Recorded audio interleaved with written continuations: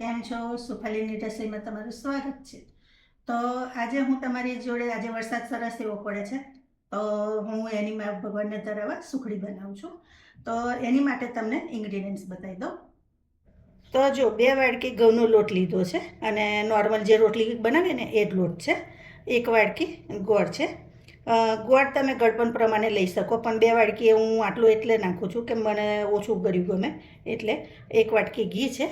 આ વધારે લીધું છે, હજુ ઓગળે ને તો પછી ફૂલ વધારે થઈ જાય, એટલે તમે જો પીગળેલું લો ગરમ કરેલું તો 1 વાટકી કમ્પ્લીટ લેવાનું, આટલું બધું નહીં લેવાનું.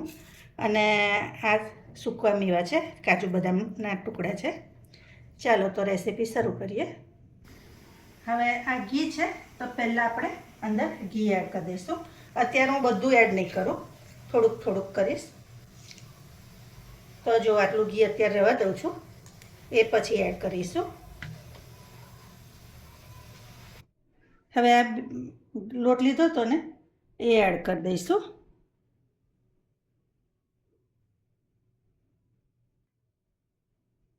હવે એકવાર આપણે લોટને ઘી જોડે મિક્સ કરી લેવાનું. તો જો ફ્રેન્ડ્સ, ઘી હવે હજી આમાં 2 ચમચી એડ કરી દઈશ. હવે ફરી પાછું એને મિક્સ કરીશ.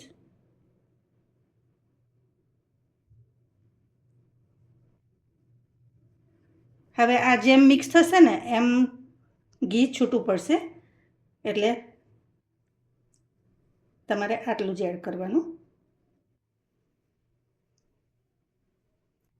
હવે આને છે ને તમારે ફૂલ ગેસ નહીં કરવાનું, મીડિયમથી થોડુંક ઓછું, મતલબ ધીમો જ રાખવાનો, એવું સમજો ને. ધીમા તાપે જેટલો થવા દેશો એટલો લોટ સરસ શેકાશે.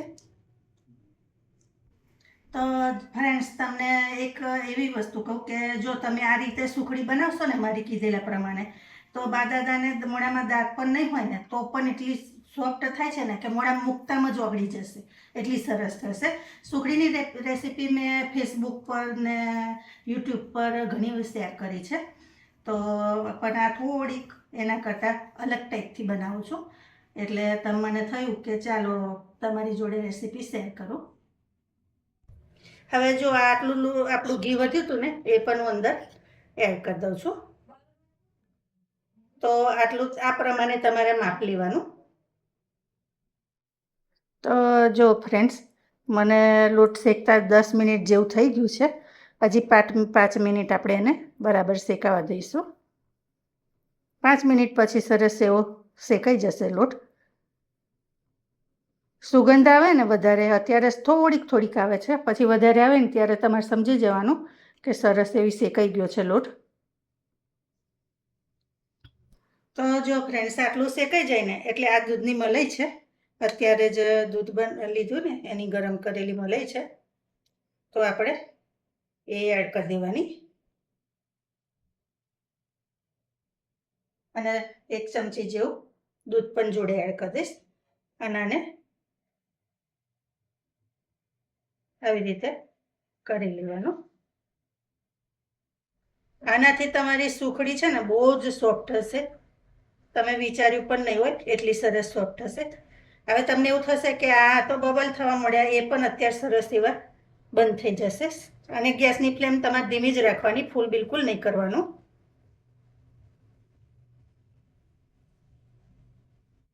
મારી મમ્મી એવું કે રસોઈ બનાવો ને ત્યારે તમારે કોઈ બી રસોઈ હોય, ભગવાનનો પ્રસાદ કે તે, તો તમારે છે ને ભગવાનનું નામ લઈને બનાવવાનું. તો તમે જે ભગવાનને માનતા હોય ને ભગવાનનું નામ લઈને બનાવો ને તો તમારી રસોઈ બહુ સરસ થાય. તો તમે મતલબ રસોઈ કરતાં તમે જેવો ભાવ મનમાં રાખો ને એવો ભાવ તમારી રસોઈમાં આવે, એવું કે મારી મમ્મી. એટલે છે ને હું તમારી જોડે વાત કરતા પછી હું માતાજીનું નામ લઉં, ભગવાનનું નામ લઉં, એવું કરતાં પ્રસાદ બનાવું, કાં તો કોઈ બી રેસીપી બનાવું ને ત્યારે પણ એવું કરતી હોઉં. એટલે તમે પણ આવું કરજો તો તમારા ફેમિલીના દરેક સભ્યોમાં સારો ભાવ રહે. હવે જો આપણું દૂધ ભરી જાય ત્યાં સુધી આપણે આવી રીતે રાખવાનું એને. હવે આ ટાઈમે આપણે એમાં ડ્રાયફ્રૂટ એડ કરી દઈશું. અને સૂંઠનો પાવડર છે એ હું એડ કરીશ, કારણ કે અત્યારે શિયાળાનું વાતાવરણ છે ને તો સૂંઠ જરા સારી લાગે. એટલે 1 ચમચી સૂંઠ એડ કરી છે. હા, 1 ચમચી કોપરાનું છીણ છે એ પણ અંદર એડ કરી દેવાનું. અને હવે ગેસની ફ્લેમ આપણે બંધ કરી દેવાની. તમને એવું થશે કે ગોળ તો હજી બાકી છે. હા, બાકી છે ને. આપણે સહેજ આવા રહી ગોળ આમાં એડ કરવાનો. આ બધું બરાબર મિક્સ થઈ જાય ને પછી તમારે ગોળ અંદર એડ કરવાનો. તો જો ગેસની ફ્લેમ બંધ કરી દીધી છે અને હવે આ ટાઈમે બધું મિક્સ થઈ ગયા પછી આપણે અંદર ગોળ એડ કરી દેવાનો.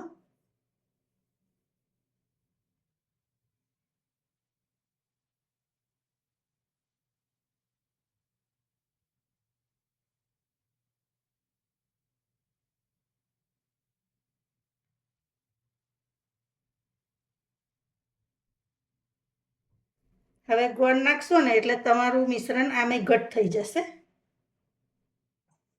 તો જો ફ્રેન્ડ્સ, હવે આને આપણે થાળીમાં લઈ લેવાનું. થાળી મેં ગ્રીસ કરીને રાખી છે.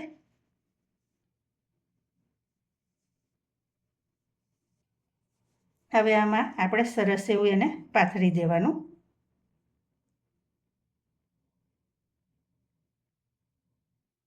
તો જો ફ્રેન્ડ્સ, વાડકીથી આવી રીતે સરસ એવું કરી લેવાનું. તો જો ફ્રેન્ડ્સ, સરસ મજાની સુખડી આપણી રેડી છે. તો આપણે હવે એને કાઢીએ. મેં કાપા પાડી લીધા હતા આવી રીતે.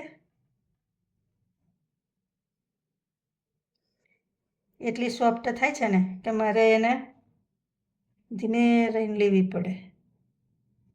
તો જુઓ,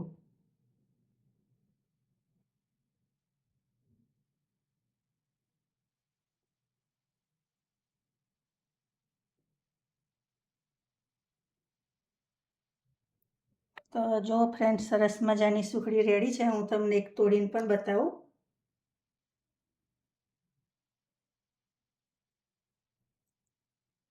તો જુઓ, જોયું. અને સોફ્ટ તો એટલી બધી સરસ થાય ને કે આમ જ કરું ને તો સહેજ જ પ્રેસ કરતા તો તૂટી જાય. તો જો ફ્રેન્ડ્સ, સરસ મજાની સુખડી રેડી છે. તો તમને મારી રેસીપી કેવી લાગે છે અને કોમેન્ટ કરવામાં કંજૂસાઈ નહીં કરવાની. કોમેન્ટ કરો અને ફોલો ના કર્યું હોય તો ફોલો કરી લો. ચાલો, નવી રેસીપી સાથે ફરી મળીશું. Thank you.